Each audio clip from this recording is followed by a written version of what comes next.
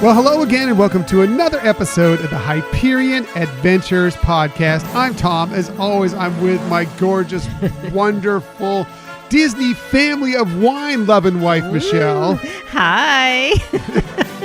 So good to have you with us. He's not even going to respond to that one. I know. I'm just thinking wine, one of my best topics, favorite topics, I should say. So good to have you with us. We are recording this episode on Sunday, October 27th, 2019. It is Halloween week. How exciting, It right, is Michelle? exciting and a lot of fun things. I mean, it's a great time of the year. I mean, with the weather and all the Halloween things. Mm-hmm. I just sounded really smart with that, didn't I? You are really smart. Maybe as we go, it'll pick up my brain. You are really my smart. brain will be... You were focused on the wine. I threw you for a loop, and I talked about how much you love the wine, and now you're thinking about, I'd really like a glass of wine. I right would. now. And thank you again for your kind compliments. It's so sweet. A little delayed. You're awesome. Thanks for joining us today. In the future, you can find us most everywhere you get podcasts. However, the best place to find us is on our own website, HyperionAdventurespodcast.com. And while you're there, please just take a second. There's all sorts of different pages where you can find it, and it will even just pop up for you. Just sign up for our newsletter. It's really easy. You just need to give us your email address, and then we'll keep you caught up on all the things we have going on for each week. Right. And it's just our, don't worry about giving us your email. We're not going to share it with anybody. It's just our way of kind of sharing some things about our podcast and some of the things that we have going on related to the podcast, and get that out to you, being the first ones to get that news. Yes, we want you to be on top of everything we're doing here at the Hyperion Adventures podcast. We have some exciting things going on already. We have some exciting things coming up here in the near future, and we want you to be the first to find out about it. The other ways to find out about it is by following us on social media. You can find us on Twitter at Hyperion Podcast, Facebook, Instagram, and Pinterest at Hyperion Adventures Podcast. And you can always email us if you want to suggest a topic, ask us a question, just say hi, whatever the case may be. You can always email us at HyperionAdventuresPodcast@gmail.com. Right. And we really love hearing from people and getting your responses. And another way that you can share your feelings with us is with a review. Yes. We really appreciate that. And we also tremendously appreciate when you tell a friend. Yes, we got a brand new review just this last week, and it was really nice from one Dan, who just sent us a really nice note, and he is now entered into our future contest that we have going on, and I'll get to that more about that in just a moment. But first, I want to tell you about what all we have coming up for you today. We have the final Rise of Skywalker trailer debuted this week. We'll talk a little bit about that, and the ticket sales were setting some small records for Star Wars. Well, that was very interesting this week as well. There are some new scenes based on the Rise of Skywalker headed to Star Tours. We'll talk a little bit about that. And we will also recap our night checking out Coco in concert with the San Diego Symphony. Yeah, all exciting topics. Right. Can't wait. Yes, me too. We'll get to all of that. But first, we want to go back to last week, and our last trivia, Hyperion Adventures trivia game. Of course, we've been doing this every week. We've been giving away a little something every week to all of our wonderful listeners, and we had another great one this week. We were giving away this wonderfully themed Mickey Mouse D23 Expo exclusive collectible Disney Store key, and we have a winner of that. That's exciting. Tell us who. It is Tony from New Jersey. A little delayed on the drum roll there, but yes, Tony from New Jersey entered in. He actually has a double entry because he answered the questions, but he's also given us a review in the past, so he was entered doubly. That probably gave him a much better chance of winning it. And yes, he has won this wonderful key, and we will be contacting him to get him all his information and sending that out to you. So thank you, Tony, for entering. Yeah, and congratulations. Congratulations. We have another giveaway for you this week. If you remember from the week prior, we gave away this wonderful Nightmare Before Christmas themed water bottle. It's a really, really nice water bottle. I mean, it's supposed to keep hot things hot for up to 12 hours and cold things cold for up to 24 hours. That's a 20 plus ounce water bottle, and it's got this great Nightmare Before Christmas theme on it. And we have a second one of those, so we are going to be giving those away, that one away this week as well. Right, and it kind of fits in with our Halloween themed time of the year. It's Nightmare Before Christmas theming. So, you'll want to get into this contest because this is a great prize. It is a really cool water bottle. And it fits into, of course, Halloween is this week on Thursday. After we get past Thursday, we start moving forward. Yes, of course, there's Thanksgiving in the middle, but really we're moving towards Christmas after that. So kind of fitting that this will kind of put right in the middle of this during this week. So, carryover. Yes. So, Michelle, tell people how they can win this great prize. Well, after the show, we will have a very tiny 3-question trivia contest that you can enter in. You'll be able to enter that first if you do sign up for our newsletter. But we also, throughout the week, will send it out on social media and just submit your answers to that, and then you'll be entered into the drawing. And there's also a secondary way to be into the drawing. Yes, as we just said, Tony had 2 entries into this week. Helped his chances very much into why he won. If you have either left us a review in the past or if you leave us a review in the future, you will get an automatic entry. All you need to do is tell us, look, I want to be involved in this giveaway or any giveaways going forward, and we will have your name in the hat every single week for whatever we are giving away coming up in the future. So answer the questions. It's an open book test. It will give you the question through our newsletter. We'll also put them out there on social media, or you can always email us or direct message us on social media to get the questions.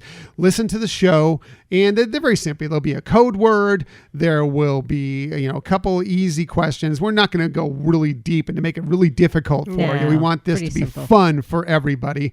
And we'll have these great giveaways coming up here for the next several weeks until we run out of stuff to give away. Or have to go shopping some more. Have to go shopping. Exactly. So I have the code word of today. What is the code word? Today's code word is ego. Ego. Today's code word is ego. Yes, I like that. Now, that will reference into our main topic, which we're going to get to here in just a second. But I have one more thing I want to announce this week as well. We're going into November this week. And starting in November, we've had this idea of something that we've been wanting to do, and we're going to go ahead and put it into motion starting in November. We are going to start forming the Hyperion Adventures Hall of Fame. What is that? What is that? It's a harebrained idea that we had, but yes. But here's the thing is what we're going to do. We are going to have 4 different categories that we are going to put in the Hyperion Adventures Hall of Fame, all relating to Disney films. So what they're going to be is they're going to be Disney animated features, which includes Pixar. It's going to be Disney live action pictures. It's going to be Disney animated characters and Disney live action characters. Okay. And what's going to happen through the month of November, I'm going to put out there for nominations through social media and through our newsletter and so forth, nominations for who should be in the Hall of Fame. And we're going to compile those up. And then once we get those out, we're going to put out ballots in December, and we're going to put that out there. You can vote on these ballots, picking, however many out of, say it's a list of 20, you pick your favorite 3 or 5 out of 20. And those that receive 70% of the vote, this is going to be like the Hall of Fame for the NFL or Major Baseball or whatever the case may be. Those who receive 70% or higher of the votes are going to be inducted into the Hyperion Adventure Hall of Fame. Now that I've totally confused you, Michelle, please explain it a little better. Okay, we're going to have a list of categories. You get to nominate, vote, and then we have a Hall of Fame. Exactly. That is well said, much more succinctly than I ever say anything. Well done, Michelle. Michelle always sums up everything I say very concisely and wonderfully. Oh, you're so sweet. It is going to be a fun thing, and we really love your interaction with this. I think you'll enjoy it too. And, I know that there's a lot of things that come out with, March Madness and brackets. And, we felt like earlier in the year, let's do a Hall of Fame. Yeah. Everybody goes crazy in and around March with their March Madness brackets, and we love them. We have fun taking part in them as well. But we thought, why jump in with that group because it's such a crowded space at that point. Let's kind of do something to wrap up the year. So at the end of the year, our year-end episode, our New Year episode, is when we will announce our Hall of Fame. It will be our Hyperion Adventure Hall of Fame episode. Right. So our listeners are kind of like the media and professional people who get to vote. Exactly. We want you all involved, and this is going to be a lot of fun process, a really fun process, I think, as we go through it. So, yeah. So, and we'll be telling you more about that as we move on, but I just wanted to get you started. Now let's get to our main topic of the week. Thank God. That is, I know, I ramble. What can I say? I ramble. No, I just saying anxious for this topic. Yeah. Oh, okay. Let's get to our main topic of the week. And that is, this week, we've decided to focus on a couple things that we love. One, we love Disney, but it's a Disney podcast. We love Disney. If you've listened to this show for many episodes, or even probably just one or two, you also probably know that we do enjoy a glass of wine here and there, or, more than here and there.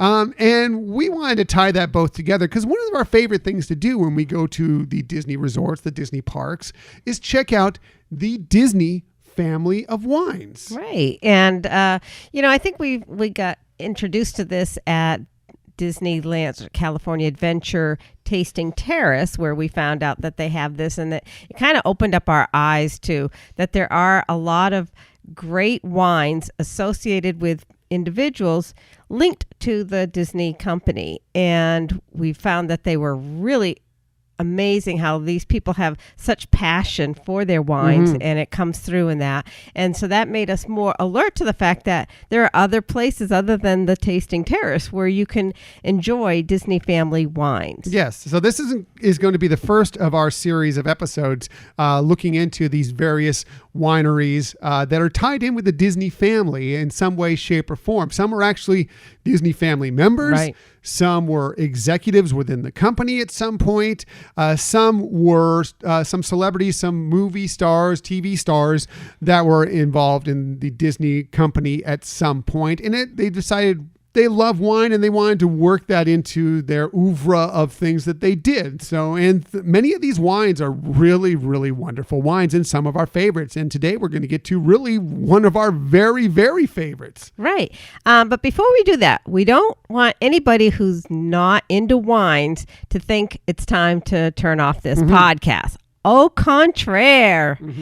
We actually are going to be giving you some great Disney history first and talking about the winery that we're going to be talking about and why it is associated with Disney. We will talk about the wine at the, as we move on, but it is not a focus only on wine. Yes, exactly. We're not going to just sit here for 15, 20 minutes just talking about the nose and the legs and it's very fruit forward. We'll only get that a little bit of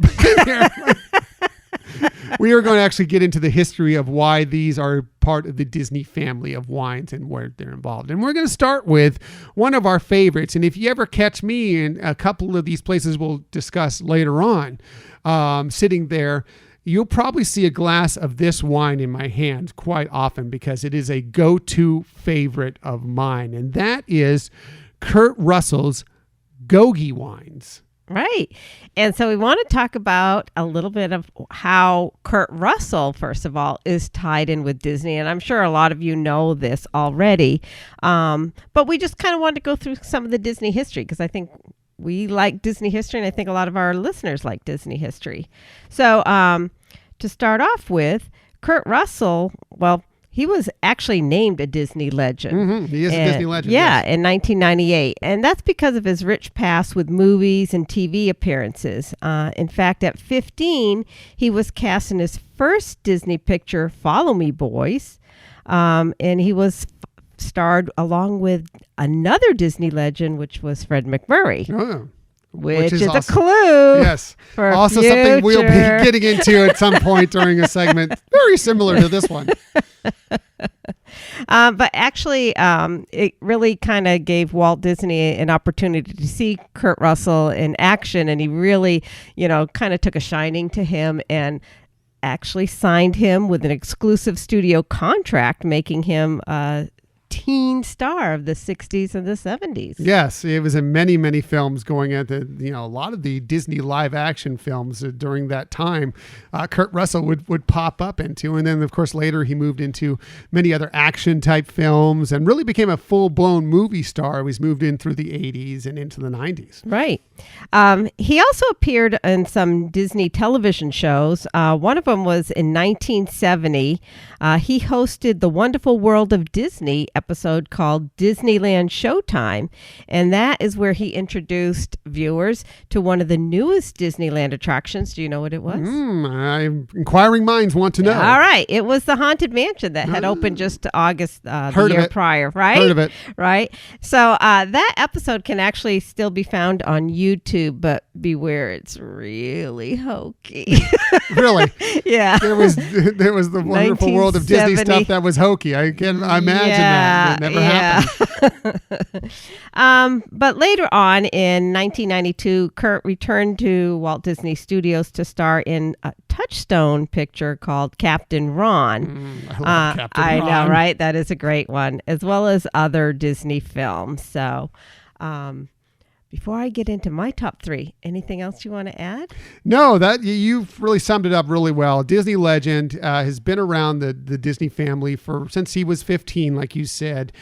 Just a huge name and a big part of Disney's history, and continues to be to this day. And he, will show up at several Disney events, because he's just that tied in and appreciates what Disney did for his career. So let's get to some of these films that you love, right? And these are just, I'm going to give my top three, but I will give an honorable mention. Oh, of course. Pure Hyperion Adventures podcast tradition. But, and the reason we thought we'd bring this up is tying it in with that Disney Plus is just a few weeks away from starting, and you'll be able to see some of these things on Disney Plus. So the honorable mention is one that we've actually talked about before, and that's why I really didn't want to get into it much here, which Kurt Russell voiced Copper in the Fox and the Hound animated film. So that I won't go into detail. We've talked about that in the past. So here are my top. Here's my detail on that. I know. Okay. It was in our Disney films that made us cry for sure.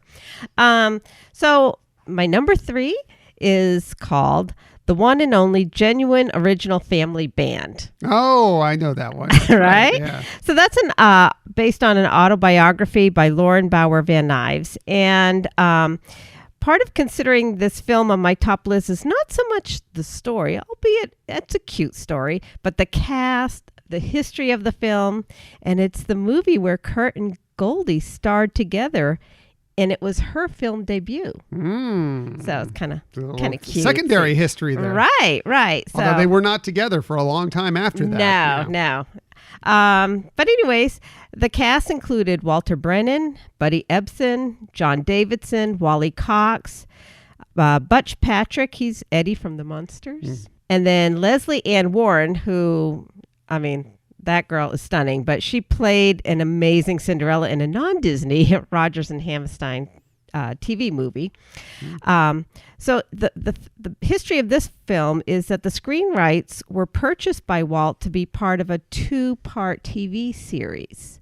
But he gave the script to his legendary music team, the Sherman Brothers. Who? Never heard of them. I know, right? And they took a look at it, and they reported back to Walt that this could become a full musical film. And obviously that delighted Walt, and it actually did become a great movie that came out. Yeah. But so it's a fun little movie to watch. Like I said, it's not the greatest storyline, although it's cute, and it is based on a historical event, and it was interesting researching this to see how the Sherman brothers approached developing the music for it. One, they wanted to have some individual different styles of music for each of the family members, but also kind of was very reminiscent when we hear other Disney music experts who develop songs for their movies is that they really look into the history of that era or that area. And that's what the Sherman's Brothers did as well. So. Mm-hmm. Interesting stuff. Yeah. I remember, I haven't seen it in a long time, but I have seen it, and it is, just a cute film. It's a cute film. Nothing, like it's not this groundbreaking award-winning film, but it's not Mary Poppins or something like that, but it's this cute film. Right. So number 2 is a much more recent film, and that is Marvel's Guardians of the Galaxy 2. Volume 2. Volume 2. That's right. Thank you. Nomenclature. And, yes. And I don't think I need to talk too much about this. I think we're pretty familiar with it, but it is where Quill's father, Ego, is revealed. And that was played by Mr. Russell. Yeah, he does a great job in there, trying to be obviously Peter Quill's father for some of it. But then, there's always this underlying tone to it and deviant. And then, when it's obviously spoiler alert, but when it turns full on, no, it's all about me or whatever. It's just, it's really well done by Kurt Russell and in part of an enjoyable film. Yeah. However, my number 1 movie where Kurt Russell starred was Miracle. Mm-hmm. And that's where he portrayed Herb Brooks, the coach of the U.S. Olympic team. And if you're familiar with the story, it's, one of those against all odds kind of story that the Team USA, came out to a thrilling moment in our country's sports history and achieved the gold medal in 1980. So it's a very touching story, and even though the outcome because it's history, it is amazing to see how it unfolds. And honey, what is your thoughts about that movie? Because I think you being somebody who's also very involved in loving sports, had a great connection with this. Yeah, I grew up loving the story of the Miracle on Ice, the U.S. versus the Soviet team, and the whole story around this ragtag bunch of college players playing up against arguably the greatest hockey team of all time, or at least that they were just dominating people, even dominating NHL All-Stars at this point. It's an incredible story of coaching, and if you know anything about Herb Brooks and know how he adapted so well, it's one of the greatest coaching jobs of all time, in my opinion.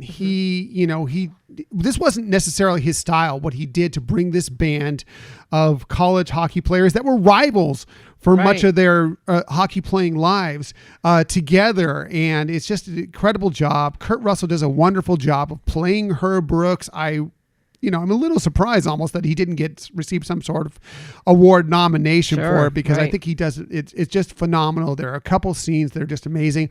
It's one of my favorite sports films of all time. But for one thing, I just love The Miracle on Ice. And there's so many parts of this that are true to real life things that happen. Right. So anyways, that's my recap of films related to Kurt Russell and some of our favorites. Yeah, feel free to let us know if there are any Kurt Russell films that are your favorites that we haven't hit here. I'm sure that there's, a lot of them, the Computer Wore Tennis Shoes. Right. Something like that. That's right. Tons. So many great films that Kurt Russell was involved with Disney-wise. And of course, many great ones outside of Disney as well. I go back to Captain Ron. I know, Captain Ron. My list. I love Captain hilarious. Ron. That's one people should see. Yeah. And it almost made my top 3. So funny.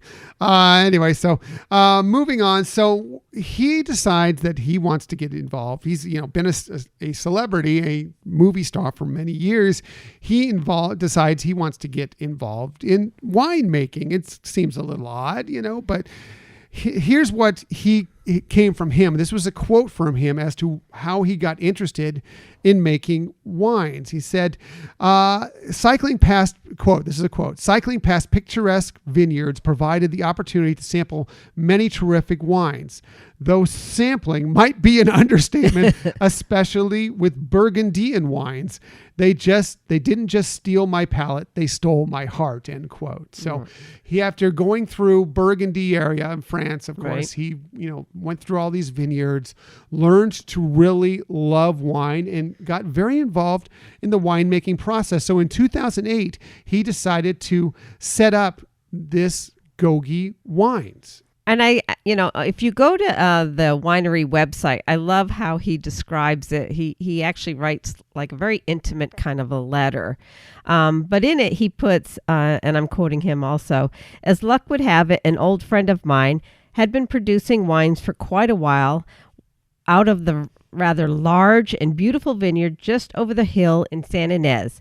So I decided to drop in on him and kick around the idea of possibly getting started producing wines. That old friend was Fess Parker. Another clue. Yes. For future. Coming in the future. Yeah. Sitting outside of the patio of Fess's place, sharing a bottle of wine, he said, "Kurt, you don't just have a dream. You have a passion, and you should pursue it."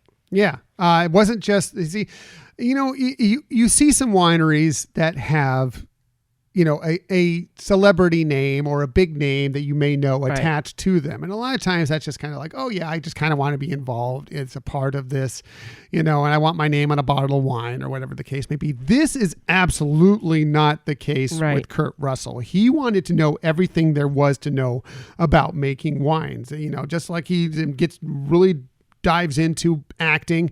He wanted to dive into making wine. So he connected with Peter and Rebecca Work, who own Ampalos cellars, also in the Santa Rita Hills over in the Santa Ynez Valley area, which is just outside of Santa Barbara, California, in case you're curious as to where this kind of area is. It's not that far away from kind of in the, before you get to Central California, outskirts of LA, Southern California.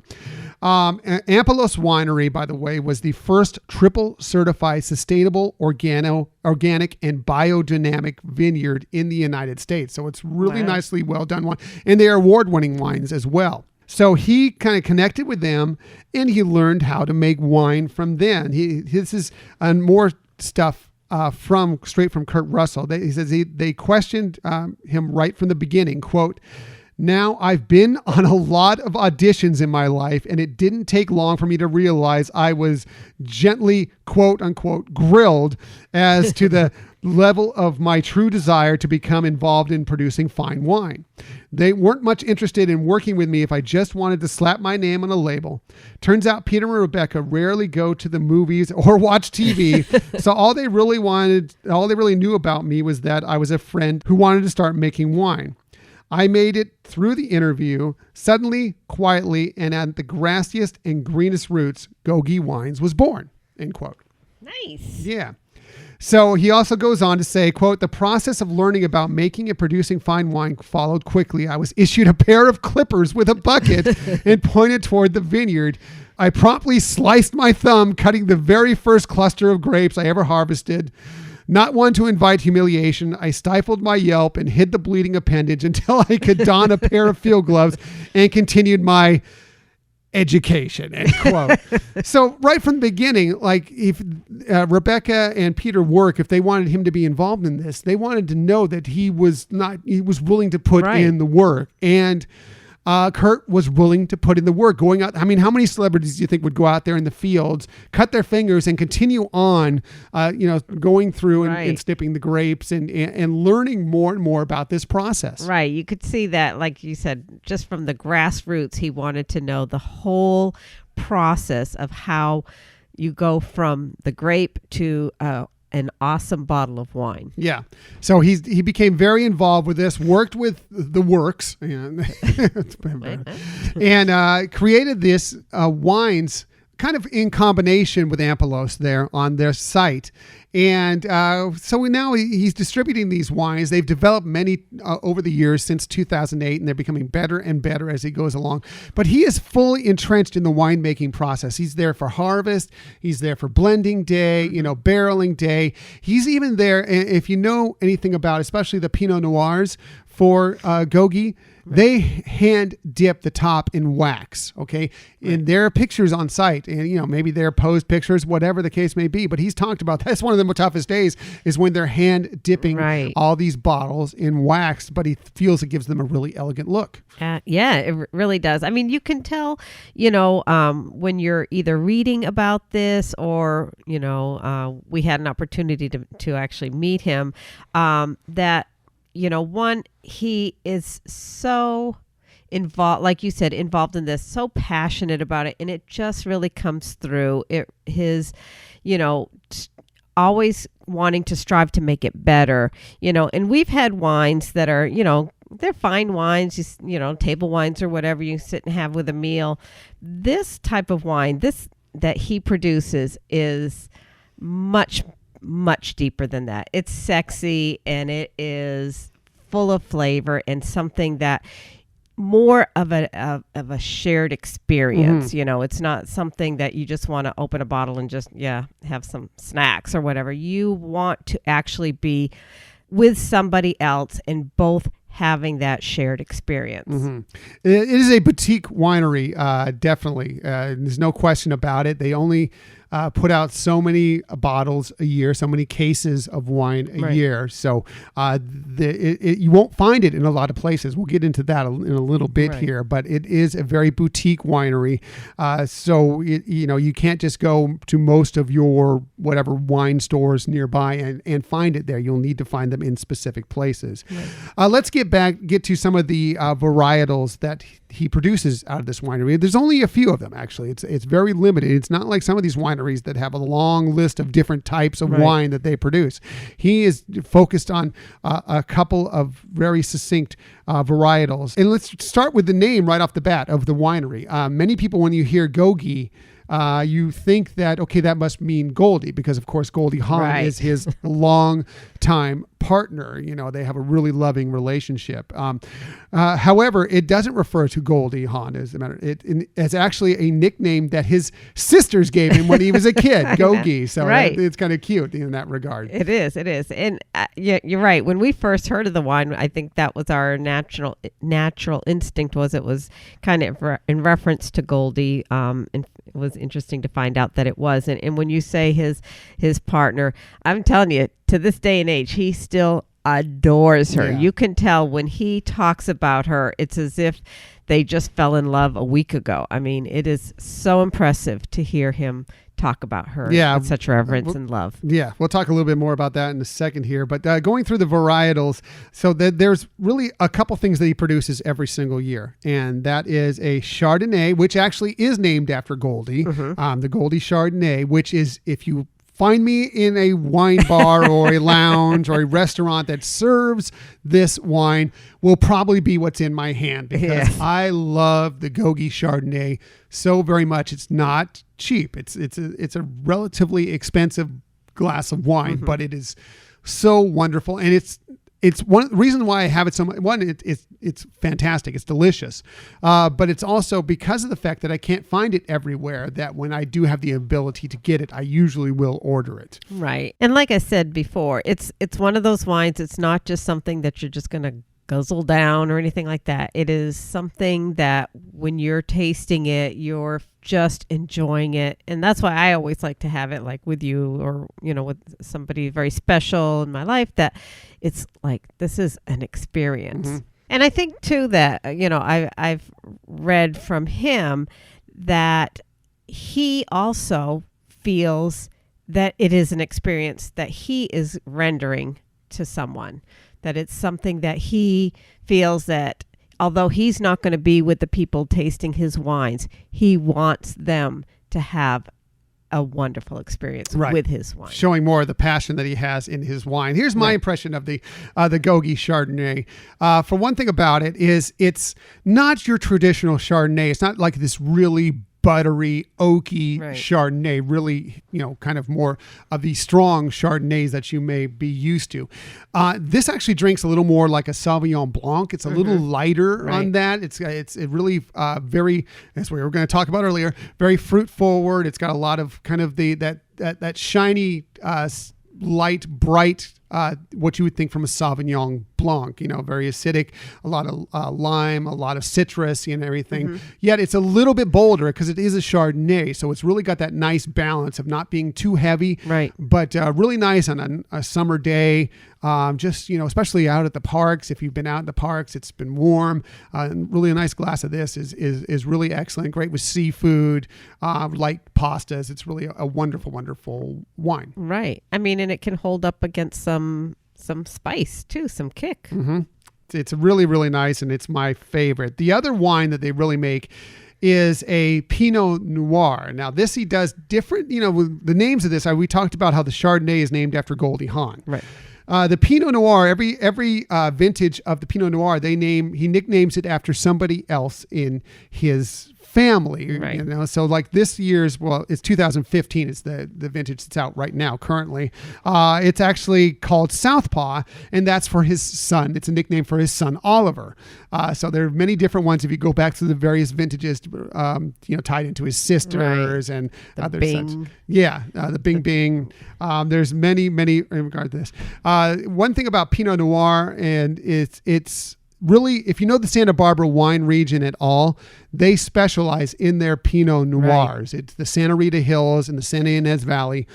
They kind of have a cross between some really cool air that comes up from the ocean over Santa Barbara and just a little bit of warmth that comes there. So it really is a perfect place to have the Pinot Noir grape grow. If you think of the movie Sideways, that was shot near in the Santa Barbara wine country, and you know how much of a big deal Pinot Noir was in that film. That is the reason. And that's why he focused so much on the Pinot. And the Pinot that they produce from GoGi is, again, another wonderfully fruit-forward wine. It's really got some wonderful berry notes to it. Red berries, some blackberries involved in there. Really well balanced. A little bit of acidity. It's just an excellent Pinot. One of the better Pinots, especially that you're going to find in the Santa Rita Hills. Right. And, we love visiting that area of the country. Like you said, it's not too far for us to go there, just past LA. So it's not trying to go as far away as Napa, but it does have some really wonderful, rich Pinot Noirs that are unbelievable. Yeah. Some of our favorite wines, and we'll get actually into a few of those here in the coming weeks, come from Santa Barbara, and we have a trip planned out there actually for April of next year where we'll be kind of visiting a couple of these vineyards we're going to be talking about in there. So he does make one other varietal of wine. However, you will not find this wine anywhere. The other varietal, sadly, yes, the other varietal that he creates is a Viognier, which, if you know Viognier, it's a kind of a very acidic white, very light white wine. It's named Lulu. Lulu is his mother. Okay, he only creates the Viognier for his mother because she loves Viognier. So that's why you cannot find it anywhere in any stores or any of the Disney resorts or wherever you normally find GoGi wines. Right. I mean, and again, that just, goes to show not only the passion that he has for his wine, but his family and such a family person. We had an opportunity to taste this, and it is amazing. I can understand why his mother loves it. I wish it was something we would have an opportunity. That was a very rare experience that we did get to taste it because it is genuinely fabulous. Yeah. So there's only a couple places. Like I said, we did this at a wine tasting at Disney California Adventure Park at the Disney California Food and Wine Festival in April of 2017, I believe, is when we did this. And we got there was three wines that we got to taste, and they were the Chardonnay, the Pinot Noir, and the Viognier. But that was a very special thing. And sometimes I think it pops up at some other wine tasting events, but it's extremely rare and you cannot purchase it. So just so you know, the Viognier, if you do get a chance to sample it, take advantage of that because it's a rare experience. Yeah. I mean, and that was just for us an amazing experience as well, because we had made the reservations to go for the tasting, not knowing for sure who was going to be there representing the organization. And we've gone to several of these, and, a lot of times they'll either have a winemaker or somebody from their PR firm, or, we've gone to some, it's been family members or whatever, but this one was pretty special. Well, we went into it and we noticed like the day before that it was like the only of the wine seminars that was sold out. And we're like, that's interesting. Why is this one sold out above some of the other ones? Then we get into this, and you kind of line up early to get a good spot if you want to. You know, you can kind of straggle in there later and, you know, end up whatever table you end up with. Right. But we wanted to kind of have a nice spot. We kind of, you know, don't mind waiting a little bit. Notice that there are several people with Club 33 bags and Club 33 accoutrement going through the area. Kind of put two and two together that maybe they were kind of hinged at that something was going on there. Right. And we saw some security people around. So sure enough, we go sit, you know, we're looking at it, we take pictures, and we'll probably post a couple of these on our website, as a matter of fact, from this. And, you know, they announce who's going to come out and speak, and out comes Kurt Russell to speak to us. What? Since we waited in line, we are front and center. Kurt Russell is less than 5 feet away from us talking to us. It was an incredible experience. You know, like Michelle referenced earlier, there's a couple things you get out when Kurt Russell was talking about this wine and at this experience. One, he loves wine. Yes. He really has a passion for it. Again, it's not just lip service. He's not just putting his name on the bottle. Right. You could tell as he was describing this wine, he loves the entire process of creating this wine. Secondly, he loves Goldie Hawn. He is so enamored with Goldie Hawn to this day, after many, many years of being together. They're not married, but they've been partners for so long, and they love one another, at least for sure. I mean, we didn't hear Goldie speak, but he loves her so much. You also really could tell the family man that he was. And to me, this was really striking. I mean, here's somebody, he was raised in LA. His dad was also an actor. He was a child actor. And yet the groundedness he has in family is phenomenal. And like you said, he loves Goldie. He loves his kids. He loves his grandkids. I mean, even obviously loves his mom. He makes a special wine just for her. You know, and you know, it is a mixed family, and you would think that they were all raised together, and that it is just such a loving environment. It was phenomenal. I know I'm saying that a lot, but just really to hear him say that and hear how he just loves them all, and how he shows that love through the wine. Yeah, it was an incredible experience. One of those Disney Pixie magic experiences that you can only find at certain times. And we lucked into it for this wine tasting event, and you know, it just struck a chord with us, and really it entrenched that Kurt Russell is one of our favorite actors, and, you know, definitely, and his wine is one of our favorite wines. And you know, we really appreciate how much he loves his family. Right. We were talking to a server at the Top of the World Lounge at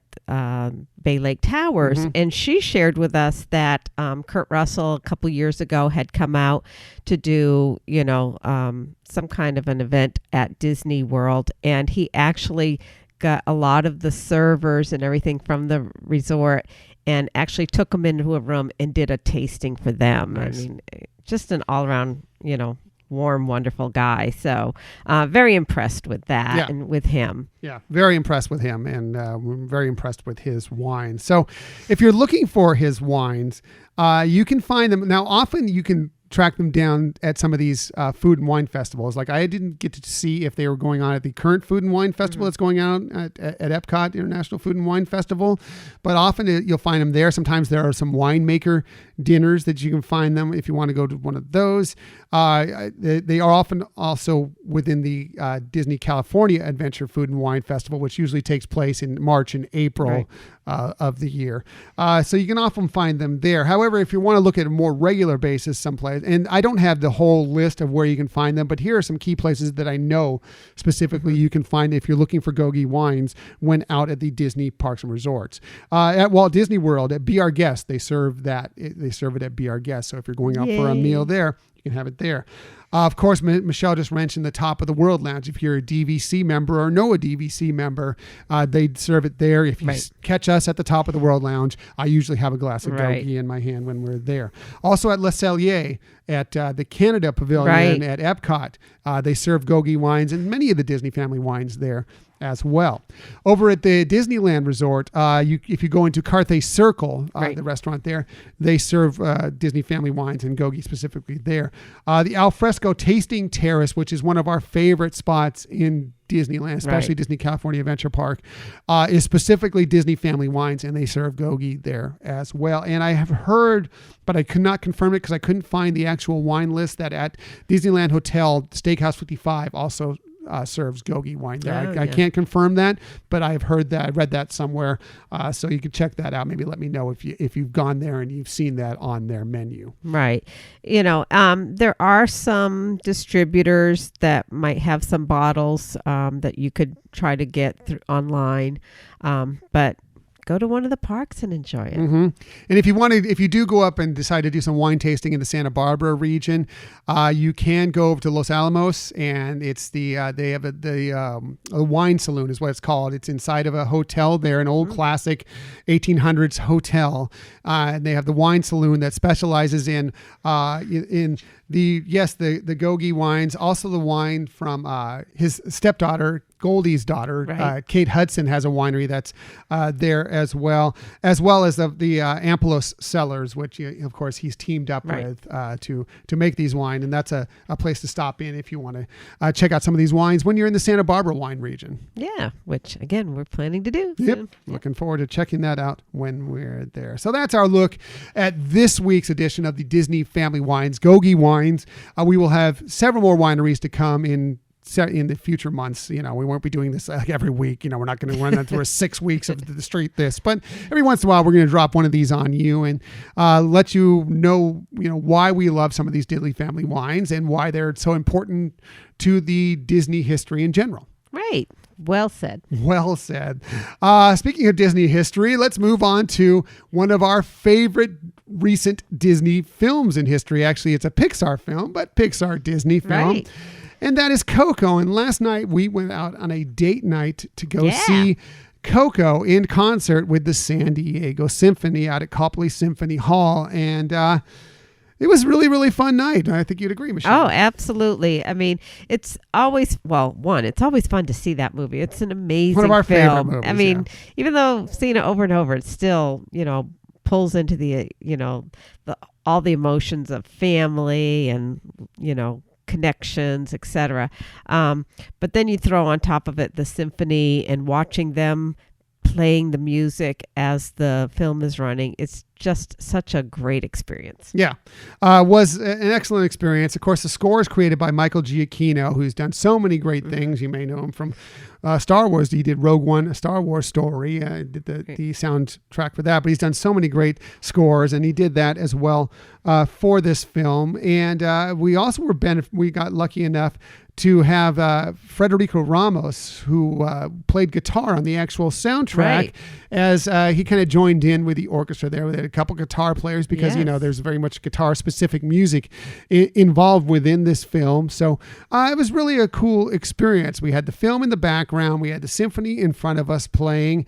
We saw some interesting things, difference to this, a couple months ago, we went and saw The Empire Strikes Back in concert. And, so that was the same thing, the symphony playing with the film. And there was a little difference in this and that. When you think of Star Wars, the music is so impactful. These songs are so impactful. So, whereas this seemed to me, and I don't know if you would agree with me, Michelle, that it was more, a lot of the music in the background, not that there wasn't great songs, but a lot of what the symphony was playing was kind of mood setting things. There were a lot of minor chords or when things were kind of scary or sad, and a lot of major chords when things were happening, that were really, really brightening up the thing. And it was just kind of interesting to see. And also there was, just some sounds to kind of, that there were frightening moments for Miguel and for what was happening, and it's like just some of the things that would kind of just create that tension just with some light sounds from the orchestra. True. And watching them perform, especially like the strings at that time, and it just added another depth to the storyline. So it was really an interesting experience, different than what we've experienced before in seeing some of these in concert. It was really cool, really enjoyed it. And that film is so great. It was also great seeing it. We've watched it, so many times at home now. It was great seeing it with an audience again and hearing people laugh at the funny parts. Right, and, yes. Cheering at certain parts and, booing the bad guys. And, it was kind of that kind of fun again to be in a crowd. We get so entrenched in being home and watching these films. Sometimes it's fun to revisit them, in a full theater with people who enjoyed the films as well. That's a great point. It was also fun to see kids and little kids there, some dressed up, some not, dressed up in costumes, I should say. But it also was great to see them being introduced to, the symphony and what that can bring to a movie and how it brings life to a movie. Yeah, well, there was actually a troop or a small troop of Girl Scouts and brownies that were there, and they were all, in makeup, and they had the hair bows and flowers and stuff up there, and they were experiencing this event, and they actually went up near the stage, and one of the cello players actually came up to them. This was before, as they were warming up, and just brought this cello up there and was just kind of showing them the how it works, what the sound it makes, and where it can be found. And it was just a really cool moment, I thought, before the film and the concert actually even began. Right. It was actually really adorable to see. Yeah. So it was just really cool. And I was glad to see, another way for kids to be involved in the symphony, and just an exciting date night. We had a lot of fun, went out to dinner, went to the show, and just had a really nice night. And I'm excited for all of those of you who are getting to go here in a little over a week to go see the Coco in concert at the Hollywood Bowl, this was cool. It's going to be amazing when you're going to get all those actors out there and the people who actually performed on the film singing the roles as well, just like we did with Nightmare Before Christmas last year at the Hollywood Bowl. Right. Really excited for you. We would have liked to have gone, and just so you bought these tickets ahead of that. So it's like we can't justify doing both events. Right. So, plus we have something going on that weekend too. So that kind of cinched it for us that we won't be able to see the one at the Hollywood Bowl. But I agree with you. That one's going to be pretty amazing. And if you're interested, it's still available too. That there were tickets. I was looking the day before yesterday, and there was still a fair amount of tickets. So, oh, interesting. So some in the boxed area and some not. If you're in and around, or you can get to the Southern California area during that weekend, I think it's like the 7th and 8th or something like that, go check it out, because a Hollywood Bowl is just historic and, an interesting spot to see anything. But also, it's going to be a phenomenal, something you're always going to remember. We'll always remember seeing The Nightmare Before Christmas live. Right. If you go to this, I think you'll probably always remember it. So definitely go check it out. I would agree with that recommendation. Thank you. That's it for our main topics of the week. Let's get to our Disney stories of the week, however. And probably the biggest story of this week, it really came early on, was that, of course, Monday night, we talked about it all episode long last time, that we had the final trailer for Star Wars Episode 9, The Rise of Skywalker. It's an instinct.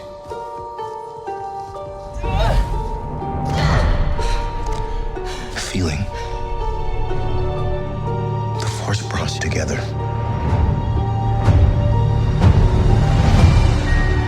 We're not alone. Good people will fight if we lead them. People keep telling me they know me. No one does. But I do.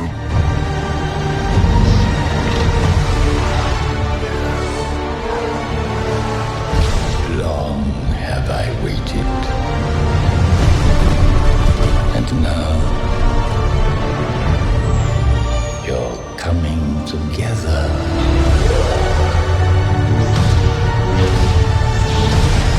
Is your undoing. What are you doing there, 3PO? Taking one last look, sir, at my friends.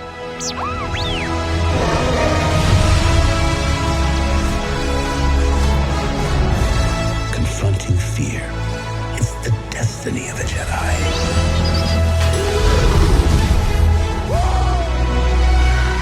Your destiny.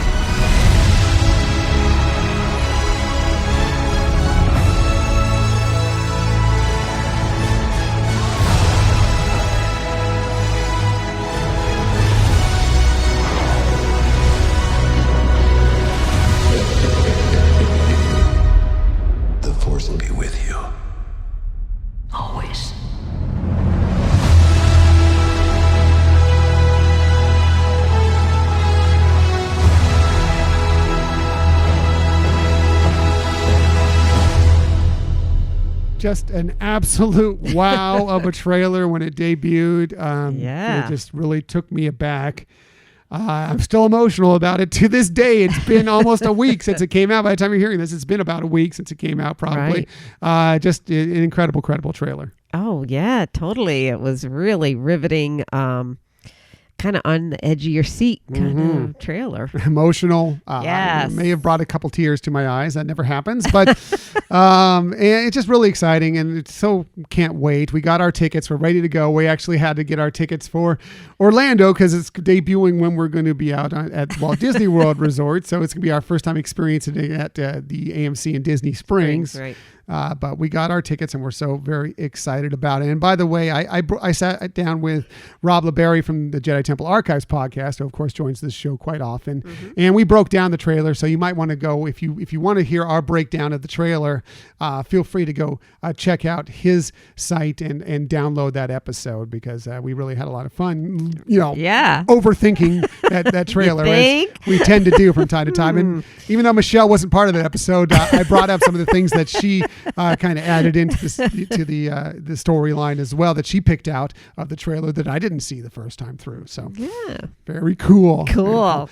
Anyway, so the trailer debuted and we told you we got tickets. Well, so did a lot of other people. This out of Deadline.com. Fandango reports that in the opening hours of Disney's Star Wars The Rise of Skywalker going on sale, the pick sold more tickets than any other Star Wars movie on Fandango, surpassing Star Wars The Force Awakens. Wow. Yeah. The Rise of Skywalker has also turned out to be the second best first day seller of mobile ticket retailer Atom Tickets, just behind this year's Avengers Endgame.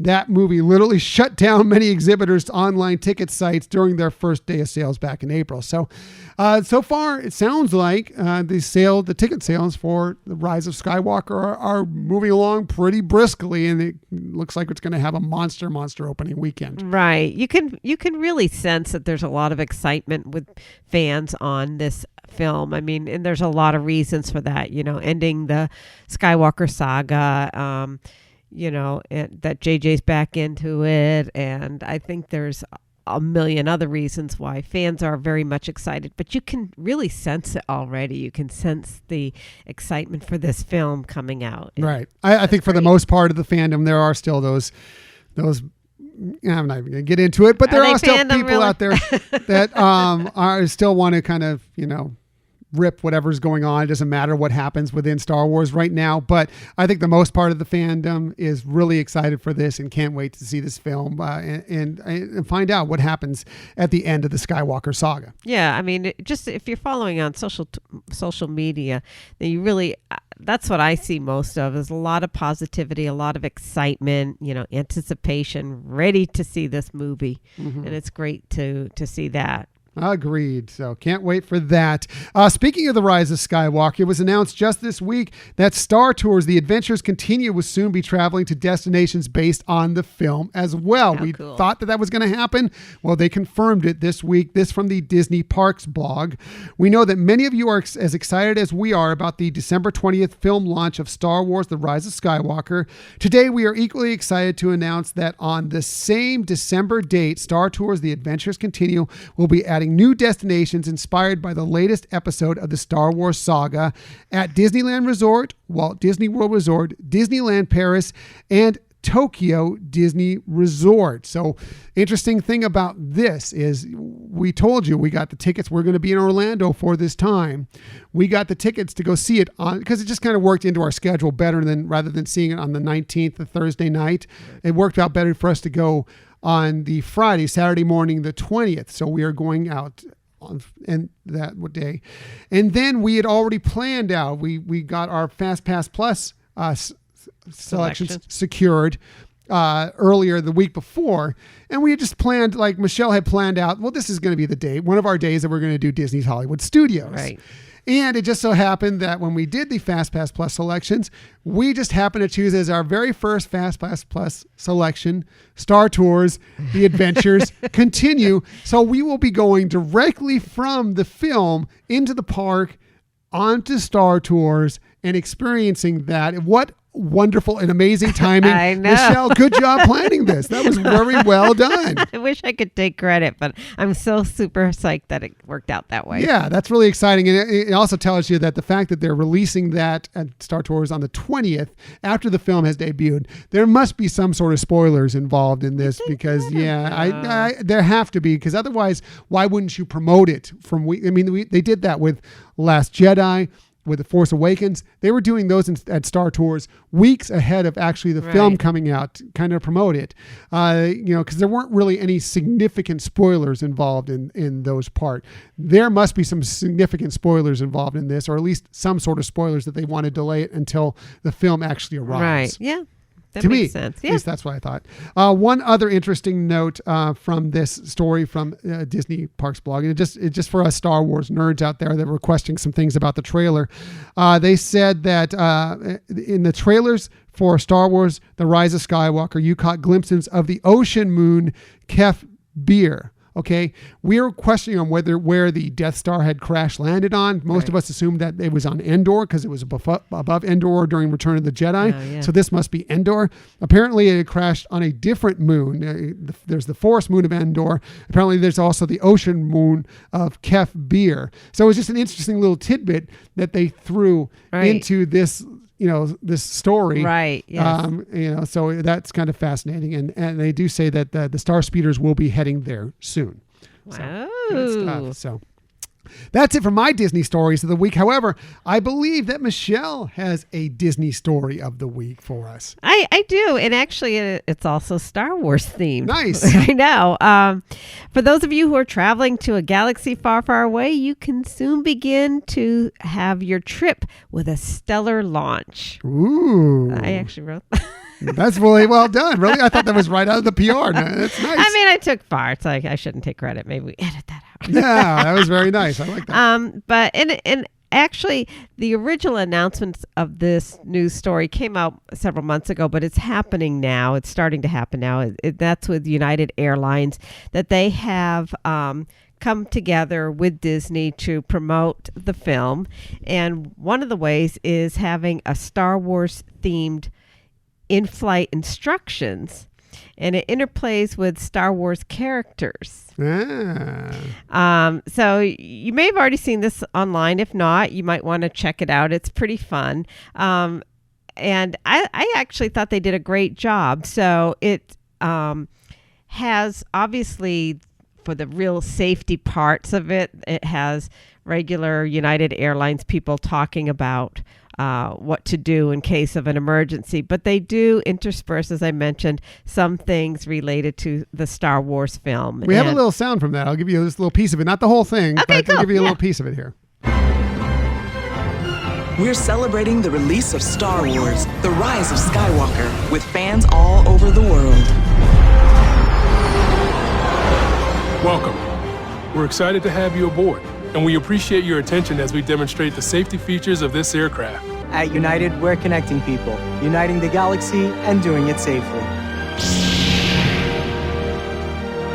From all of us, thank you, and enjoy your flight.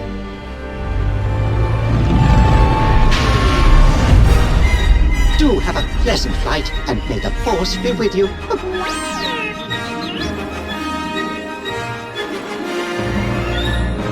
That's just kind of the beginning and the end of it. There's also the whole, I didn't go through the whole safety spiel, pre-flight safety spiel that you have in there, but there's lots of Star Wars interspersed with it. Yes. We're going to put the link onto where if you want to find the whole video, or if you're lucky enough to be flying United sometime soon, you'll be able to check it out for yourself and when you're heading out to Walt Disney World or whatever the case I may mean, be. it's really cute. I'm no surprise there. I teared up when I saw it, but I like how, United was always, had the theme Fly the Friendly Sky. So here that's titled Fly the Friendly Galaxy. Mm-hmm.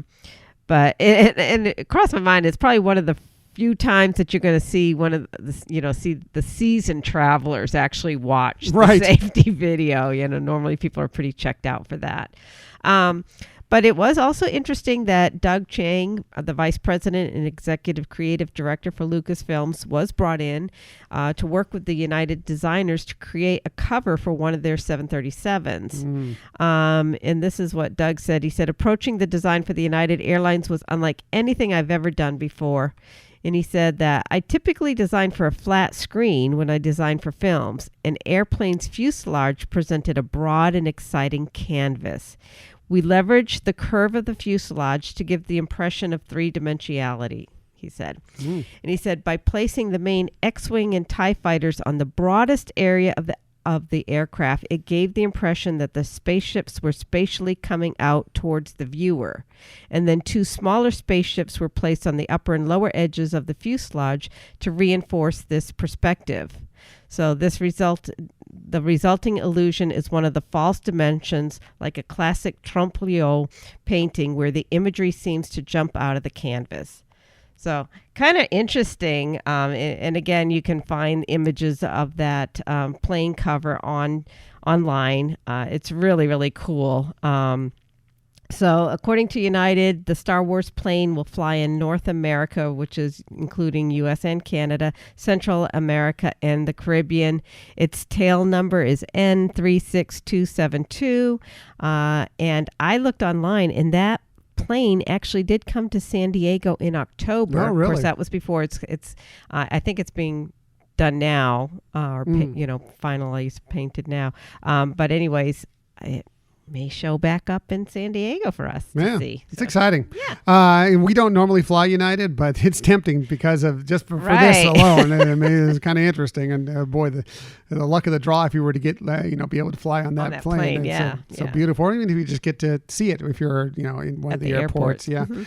Yeah. Really cool. And, good on United to tie in for this and, and being very creative with it. That's a lot of fun. Right. So. Yeah. Pretty cool. So that's it for our Disney stories of the week. However, we never leave you without giving you some sort of tip that might help you on your next vacation, whether it be to the Walt Disney World Resort, Disneyland Resort, Disney Cruise Line, Run Disney, whatever the case may be. We like to give you some sort of tip that might help you on your next trip. And we always start with Michelle. One, because she's awesome, wonderful, intelligent, just gorgeous, and everybody loves her, but so also sweet. because she has the very, very best tip. So let's get right to it. Here is Michelle's tip of the week. Oh, well, thank you, my love.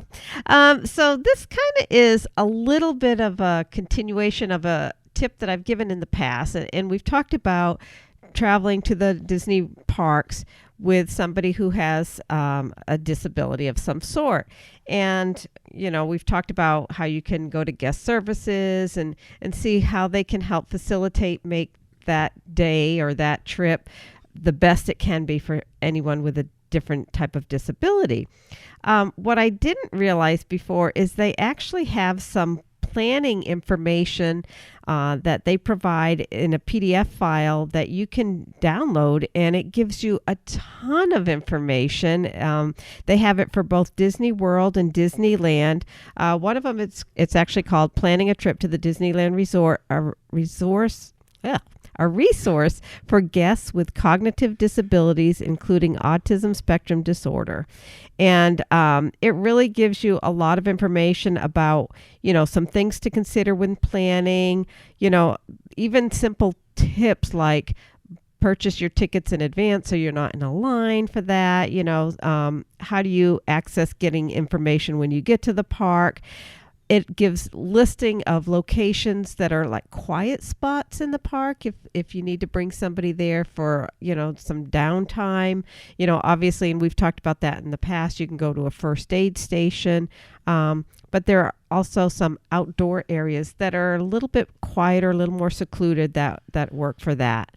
And then there's a second PDF file that they put out that it's called Attraction Details for Guests with Cognitive Disabilities. And again, it has it for both parks.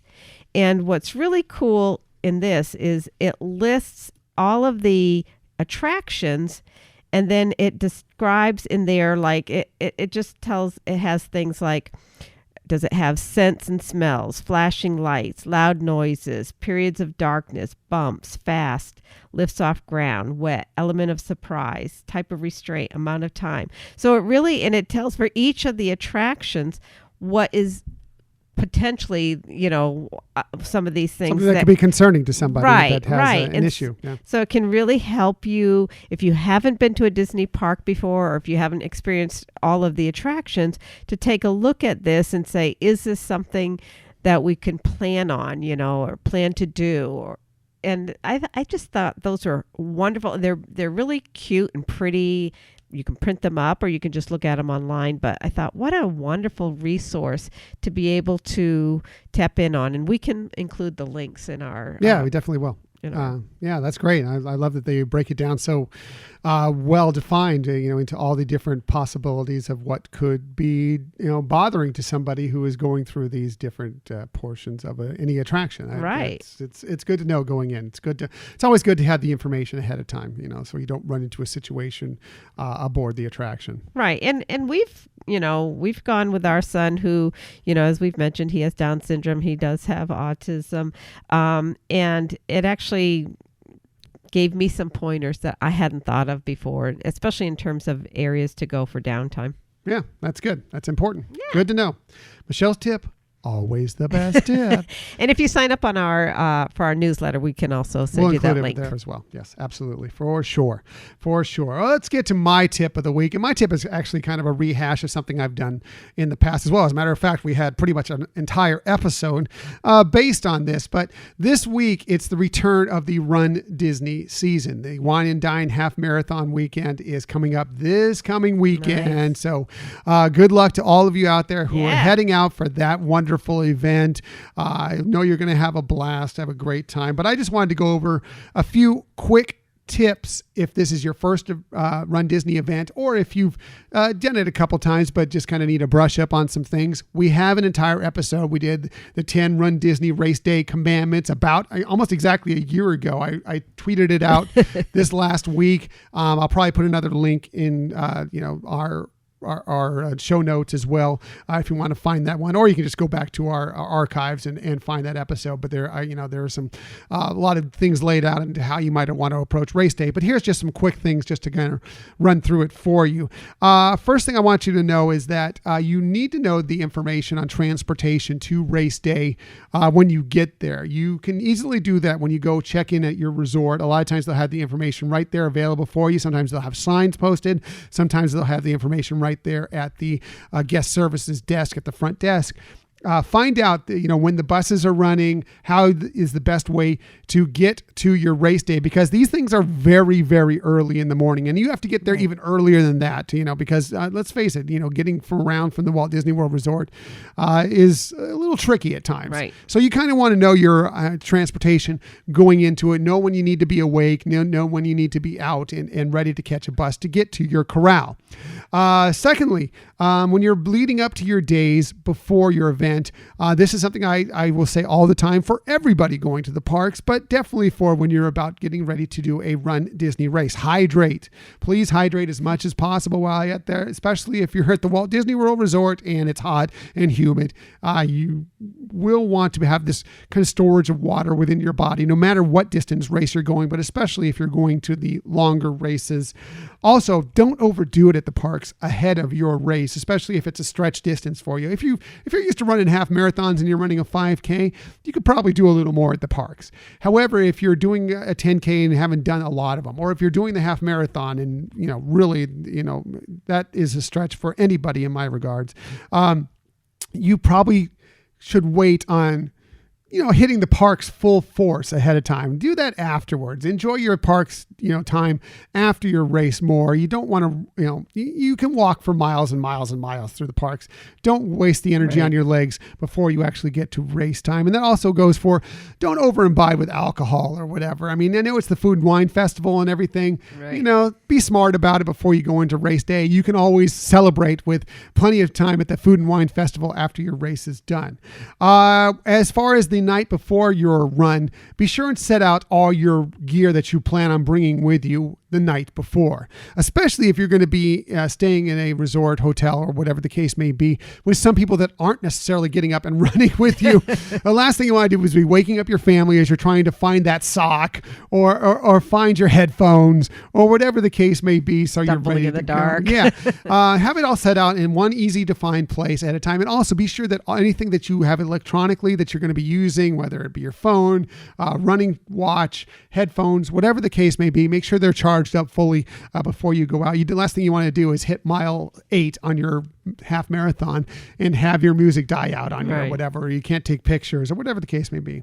When you get out to the race day, look, it's going to be a lot of hurry up and wait. So be prepared for that. There's a lot of that depending on where you placed in what corral you're in. You're going to have to get there early, but you're going to be waiting a long time. Try and stay warm as much as possible as far as warming up your body. Stretch, do a little light running, whatever the case may be. Keep your body warmed up so it's ready to go once race time starts. When you're on the course yourself, pace yourself. It's a long race. Don't, bolt out to begin with if you can help it. You can always run faster later on if you feel like you have the energy, but start off slowly and gradually build up as you find you have the energy to finish your race. And finally, just have fun. Have a good time. Right. You're paying a lot of money. You're running through the Disney parks. It's like no other running experience in the world. Take advantage of it. Have a good time. Take pictures. Enjoy yourself. It's probably not the best time to try and set a PR. If you want to do that, if you do it, great. But it's probably not what your goal should be. Your goal should be to have a good time running through the Disney parks. Well said. Thank you.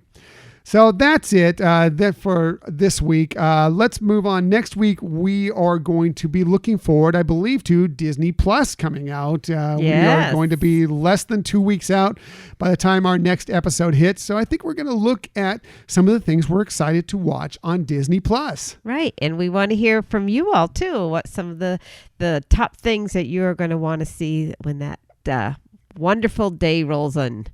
Yeah, it's going to be so exciting. I can't believe it's almost here. We've been building up for it for so long, and now it's just about to be stuck where we're going to shut ourselves into the house and just watch everything there is to watch on Disney Plus, and we're very excited to do that. So we appreciate you joining us today. In the future, please find us, most everywhere you get podcasts, but the best place, however, to find us is HyperionAdventuresPodcast.com. And while you're there, please sign up for our newsletter so we can get some of this information out to you. If you want the questions for the quiz, don't forget today's code word is ego. The code word is ego. Good remembering. I was just about to say it. Awesome.